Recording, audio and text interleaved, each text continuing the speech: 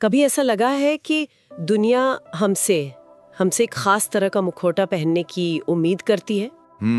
हर रोज ही लगता है। जैसे पुरुषों से कहा जाता है अरे मर्द बनो, रोना नहीं है, और महिलाओं से उम्मीद की जाती है कि वो हमेशा नरम और उमंग शांत रहें। बिल्कुल, ये एक अदृश्य दबाव है ना। हाँ, जैसे हमें एक किरदार निभाने को दे दिया गया है और हम उसी में एक तरह से बंध कर रह गए हैं। जी।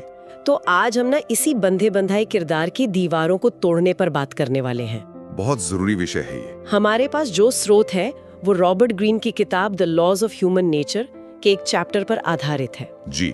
इसमें एक बहुत ही दिलचस्प विचार पेश किया गया है जिसे लैंगिक कठोरता का कानून या the law of gender rigidity कहा गया है। तो आज हम ये समझने की कोशिश करेंगे कि ये सिर्फ एक थ्योरी है या हमारी रोजमर्रा की जिंदगी की एक कड़वी सच्चाई। बिल्कुल। और देखिए, शुरू करने से पहले ये साफ करना जरूरी है कि ये चर्चा पुरुष या महिला होने के बारे में नहीं है। सही बात है। स्रोतों के मुताबिक ये हमारे अंदर मौजूद दो तरह की ऊर्जाओं के बारे में है, मस्कुलिन और फेमिनिन। हाँ, जिसे हम मस्कुलिन और फेमिनिन कह सकते हैं।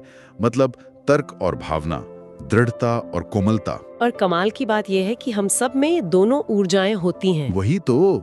लेकिन समाज हमसे कहता है कि अपनी आधी ताकत को छिपा लो, उसे दबा दो। तो आज की हमारी पड़ताल इसी बात पर है कि अगर हम अपनी उस छिपी हुई आधी ताकत को वापस पालें तो क्या होगा? हमारी रचनात्मकता और हमारे प्रभाव पर इसका क्या असर पड़ेगा, ये जानना है। बिल्कुल। ये तो बहुत दिलचस्प लग रहा है कि हम खुद ही अपनी आधी ताकत का इस्तेमाल नहीं कर रहे। तो चलिए इसे खोलते हैं। किताब में एक शब्द इस्तेमाल हुआ है, कठोरता का जाल। जी, रिजिडिटी ट्रैप। इसका क्या मतलब है? क्या होता है जब हम इन ऊर्जाओं को दबाते हैं? देखिए, ये एक बहुत ही खतरनाक जाल है। होता ये है कि जब कोई पुरुष अपनी संवेदनशील यानी अपनी फेमिनिन साइड को दबाता है, हम भावनाओं को, दूसरों के दर्द को समझने की क्षमता को, तो वो धीरे धीरे कठोर, अकेला और थोड़ा क्रूर भी हो जाता है, दुनिया से कट जाता है। बिल्कुल। और वहीं दूसरी तरफ जब कोई महिला अपनी आक्रामक यानी मस्कुलिन साइड को दबाती है, अपनी राय रखने की हिम्मत को, तर्क करने की क्षमता को, आगे बढ़कर चीजें हासिल करने की इच्छा को, तो वो खुद को शक्तिहीन और दूसरों पर निर्भर महसूस करने लगती है। तो दोनों ही मामलों में हम अधूरे रह जाते हैं। हम अपनी पूरी क्षमता का इस्तेमाल ही नहीं कर पाते। यही जाल है। मतलब ये सिर्फ महसूस करने की बात नहीं है, इसका हमारी शख्सियत पर बहुत गहरा असर पड़ता। बहुत गहरा। तो क्या इस विचार का कोई मनोवैज्ञानिक आधार भी है या ये सिर्फ एक लेखक की अपनी थ्योरी है? नहीं, बिल्कुल नहीं। और यही बात इसे और भी गहरा बनाती है। ग्रीन ने इस आइडिया को महान मनोवैज्ञानिक कार्ल जुंग के काम से जोड़ा है। ओहो, कार्ल जुंग। जी, जुंग ने सदियों पहले एनिमा और एनिमस की अवधारणा दी थी। हाँ, मैंने पढ़ा है इसके बारे में। उनका कहना था कि हर पुरुष के अवचेतन मन में, मतलब मन की गहराइयों में, एक स्त्री छवि, जिसे एनिमा कहते हैं, छिपी होती है। और हर महिला के अवचेतन में एक पुरुष छवि यानी एनिमस। बिल्कुल। तो ये विचार कि हमारे अंदर विपरीत ऊर्जाएं मौजूद हैं, ये मनोविज्ञान का एक स्थापित सिद्धांत है। हम बस उसे नजरअंदाज करते आए हैं। ठीक है, तो समस्या समझ आ गई। हम एक जाल में फंसे हैं। तो फिर इससे बाहर निकलने का रास्ता क्या है? स्रोत क्या कहता है? रास्ता है इन दोनों ऊर्जाओं को एक साथ लाना। स्रोत इसे एक खास तरह का दिमाग विकसित करना कहता है, एंड्रोजिनस माइंड। एंड्रोजिनस माइंड, ये सुनने में थोड़ा टेक्निकल लगता है। हाँ, पर इसका मतलब बहुत सरल है। एक ऐसा दिमाग जो सिर्फ मर्दाना या जनाना तरीके से नहीं सोचता, बल्कि दोनों के सबसे अच्छे गुणों को मिलाकर सोचता है। एकदम सही। वो एक ही समय में लॉजिकल भी हो सकता है और इमोशनल भी। वो सख्त फैसले भी ले सकता है और लोगों के साथ हमदर्दी भी रख सकता है। और किताब का दावा है कि ऐसा दिमाग न सिर्फ बेहतर फैसले लेता है, बल्कि लोगों को एक जादुई तरीके से अपनी तरफ खींचता है। जी, प्रभावशाली बन जाता है। चलिए थ्योरी से आगे बढ़ते हैं। असल दुनिया में इसका कोई उदाहरण है? क्या वाकई में ऐसे लोग हैं जिन्होंने इस एंड्रोजिनस माइंड को हासिल किया हो? बेहतरीन सवाल। और स्रोत में इसके कुछ बहुत ही शक्तिशाली उदाहरण दिए गए। जैसे कि? पहला नाम है स्टीव जॉब्स का। ओहो, हम सब उन्हें एक जीनियस के तौर पर जानते हैं। उनकी मस्कुलिन साइड तो जगजाहिर थी। हाँ, वो बहुत सख्त थे, अपने कर्मचारियों से बहुत ज्यादा उम्मीदें रखते थे और अपने विजन से तो बिल्कुल समझौता नहीं करते थे। एक क्लासिक आक्रामक बिजनेसमैन। एक मिनट, लेकिन जॉब्स तो अपनी आक्रामकता और लोगों से बुरे व्यवहार के लिए भी जाने जाते थे। तो क्या स्रोत इस नकारात्मक पहलू को नजरअंदाज कर रहा है या ये कह रहा है कि ये सफलता के लिए जरूरी था? ये बहुत जरूरी सवाल है। स्रोत ये नहीं कह रहा कि उनका बुरा व्यवहार सही था। अच्छा। बल्कि मुद्दा यह है कि अगर जॉब्स में सिर्फ यही मैस्कुलिन ऊर्जा होती तो वो शायद एक बहुत कामयाब लेकिन बोरिंग कंप्यूटर कंपनी बनाते। एप्पल का जो चीज एप्पल बनाती है वो उनकी फेमिनिन साइड से आई। डिजाइन के प्रति उनका जुनून, सुंदरता के प्रति उनकी संवेदनशीलता। बिल्कुल, ये सोचना कि एक डिवाइस को हाथ में लेकर कैसा महसूस होना चाहिए, ये सब उनकी फेमिनिन ऊर्जा थी। उन्होंने सिर्फ एक मशीन नहीं बनाई, एक अनुभव बनाया। वही तो, असली इनोवेशन वही होता है जहां इंजीनियरिंग और कविता मिलते हैं। वो फेमिनिन संवेदनशीलता ही थी जिसने उस डिवाइस में जान डाल दी, उसे खूबसूरत अनुभव बना दिया। वाह, मतलब उनकी सफलता का राज दोनों का संतुलन था। ये एक बिल्कुल नया नजरिया है। जी। अच्छा, टेक की दुनिया से निकलकर क्या राजनीति जैसे क्षेत्र में भी इसका कोई उदाहरण है? वो तो एक ऐसी दुनिया है जो और भी ज्यादा एक तरफा लगती है। बिल्कुल, और उदाहरण भी उतना ही दमदार है, मार्गरेट थैचर, दी आयरन लेडी, जिन्हें दी आयरन लेडी कहा जाता था। सोचिए 1980 के दशक की ब्रिटिश राजनीति, पूरी तरह से पुरुषों के दबदबे वाली दुनिया। हाँ, और वहाँ एक महिला का प्रधानमंत्री बनना ही अपने आप में एक बड़ी बात थी। उनकी मस्कुलिन ऊर्जा तो उनके नाम से ही जाहिर है। दृढ़ इच्छा शक्ति, कड़े फैसले लेने की हिम्मत और किसी के आगे न झुकने वाला रवैया। लेकिन कई लोग तो उन्हें सिर्फ आयरन लेडी के रूप में ही जानते हैं। क्या स्रोत में इस बात का कोई उदाहरण है कि उन्होंने अपनी फेमिनिन साइड का इस्तेमाल कब और कैसे किया? क्योंकि ये सुनना ज्यादा दिलचस्प होगा। जरूर, किताब बताती है कि उनकी असली ताकत सिर्फ उनका लोहा होना नहीं था। अच्छा, उनमें अपनी फेमिनिन समझ का इस्तेमाल करने की भी अद्भुत क्षमता थी। वो जानती थीं कि कब अपने विरोधियों पर सीधा हमला करना है और कब पर्दे के पीछे से कूटनीति का इस्तेमाल करना है। अच्छा। वो अपने मंत्रियों की निजी समस्याओं को ध्यान से सुनती थीं और अक्सर एक माँ की तरह सलाह देती थीं ताकि उनकी वफादारी जीत सकें।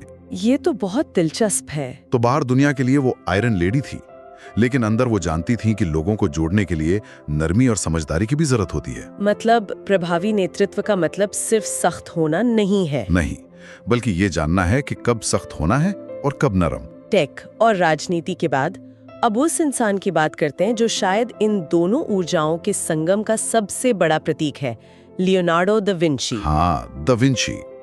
दा विंची उस एकीकृत आत्मा का सबसे बेहतरीन उदाहरण है जिसकी बात ये किताब करती है। जरा सोचिए, एक इंसान, एक महान चित्रकार जो मोनालिसा जैसी रहस्यमयी कलाकृति बनाता है, और वही इंसान एक वैज्ञानिक भी है। हाँ, जो इंसानी शरीर की रचना को समझने के लिए शवों को चीर-फाड़ कर रहा है। वही इंसान एक इंजीनियर है जो उड़ने वाली मशीनों और युद्ध के हथियारों के डिजाइन बना रहा है। कमाल है।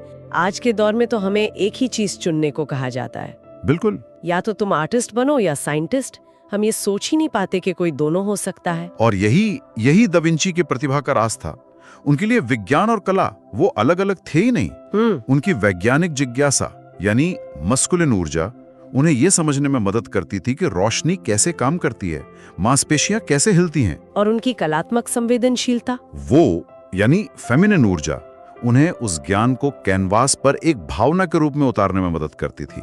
मोनालिसा की मुस्कान आज भी हमें इसीलिए सम्मोहित करती है, क्योंकि उसमें सिर्फ कला नहीं है, उसके पीछे शरीर रचना और मनोविज्ञान की गहरी समझ भी है। तर्क और भावना का विश्लेषण और अंतर्ज्ञान का यही संगम जीनियस को जन्म देता है। ये उदाहरण वाकई आंखें खोलने वाले हैं, लेकिन सवाल ये है कि हम जैसे आम लोग इसे अपनी जिंदगी में कैसे लागू कर सकते हैं? ये सबसे जरूरी सवाल है। हम सब स्टीव जॉब्स या दा विंची तो नहीं बन सकते, तो हमारे लिए इसका क्या मतलब है? देखिए, किताब कुछ बहुत ही व्यवहारिक कदम सुझाती है। पहला और सबसे मुश्किल कदम है आत्म अवलोकन, खुद के अंदर झांकना। हाँ, ईमानदारी से, और ये पहचानना कि हमने अपने किस हिस्से को कमजोर या गलत मानकर दबा दिया है। जैसे, क्या आप एक पुरुष हैं जिसे अपनी भावनाओं को व्यक्त करने में शर्म आती है? क्या आपको लगता है कि चिंता या डर महसूस करना मर्दानगी के खिलाफ है? या आप एक महिला है जो अपनी राय रखने से या प्रमोशन मांगने से या किसी बात पर नहीं कहने से डरती हैं? पहला कदम सिर्फ इस पैटर्न को पहचानना है। और पहचानने के बाद सिर्फ सोचने से तो कुछ नहीं बदलेगा। बिल्कुल। दूसरा कदम है अभ्यास। इसे जानबूझकर अपनी आदत में लाना। कैसे? स्रोत कुछ ठोस सलाह देता है। अगर आप एक पुरुष हैं तो सक्रिय रूप से दूसरों को सुनना शुरू करें, बिना समाधान दिए। हाँ, बिना समाधान दिए सिर्फ उनकी भावनाओं को समझने की कोशिश करें, सहानुभूति का अभ्यास करें। और अगर आप एक महिला हैं तो जानबूझकर उन स्थितियों में जाएं जहां आपको अपनी बात रखनी पड़े। अपनी इच्छाओं के लिए लड़ना सीखें, मुखर बने। मतलब ये अपने उस दबे हुए हिस्से को जिम ले जाने जैसा है। क्या बात है, बिल्कुल सही कहा। धीरे धीरे वो मजबूत होने लगेगा। ये सुनने में तो सरल लगता है, पर असल में बहुत मुश्किल होगा, खासकर वो दिमागी रुकावट। कौन सी? कि मैं तो ऐसा ही हूँ क्योंकि मैं एक पुरुष हूँ, या मैं ऐसी ही हूँ क्योंकि मैं एक महिला हूँ। और यही तीसरा और सबसे महत्वपूर्ण कदम है, उस कठोर सोच को तोड़ना। ये विचार कि लिंग हमारी पहचान को परिभाषित करता है, यही तो वो जाल है। हमें खुद को एक व्यक्ति के रूप में देखना होगा जिसमें हर तरह की क्षमताएं हैं, और अंत में इसे अपने काम में लागू करना।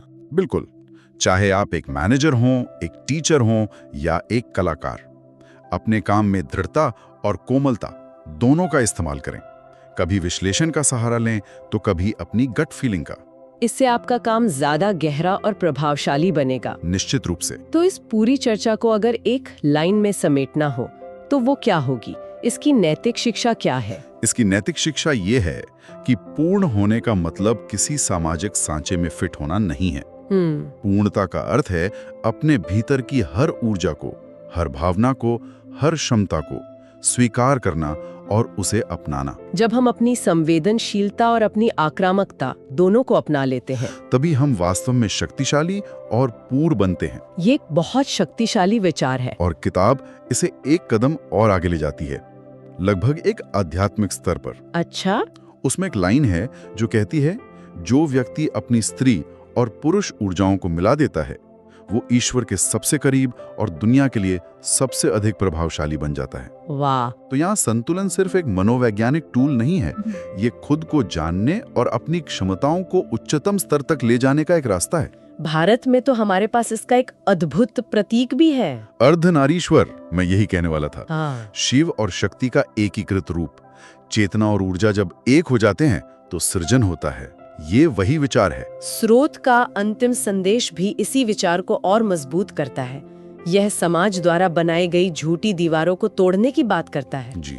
एक सच्चा लीडर युद्ध के मैदान में पत्थर जैसा सख्त हो सकता है, लेकिन अपने लोगों के बीच मोम जैसा नरम भी। क्या बात है। संदेश साफ है, अपनी संवेदनशीलता से शर्मिंदा मत होइए, वो आपकी सबसे बड़ी ताकत है। और अपनी आक्रामकता से डरिए मत, वो आपका रक्षा कवच है। और ये दोनों मिलकर आपको पूरा बनाते हैं। बिल्कुल। तो अंत में ये स्रोत हमें अपनी भीतरी ऊर्जाओं को एकीकृत करके पूर्ण बनने का एक नक्शा देता है। लेकिन ये हमें एक बहुत ही दिलचस्प सवाल के साथ छोड़ जाता है। क्या? इस किताब का अगला कानून है लक्ष्यहीनता का कानून, या द लॉ ऑफ एमलेसनेस। यह हमें एक अंतिम विचार के साथ छोड़ जाता है जिस पर मनन किया जा सकता है। मान लीजिए हमने इन ऊर्जाओं को संतुलित कर लिया और अपनी वास्तविक क्षमता को खोल दिया। ठीक है। तो यह नया पूर्ण व्यक्तित्व उस दुनिया में अपने असली मकसद को कैसे खोजेगा जो अक्सर इतनी लक्ष्यहीन और भ्रामक लगती है? ये तो बहुत गहरा सवाल है। वही तो, जब आप कुछ भी करने में सक्षम हो जाते हैं तो आप वास्तव में करना क्या चाहते हैं?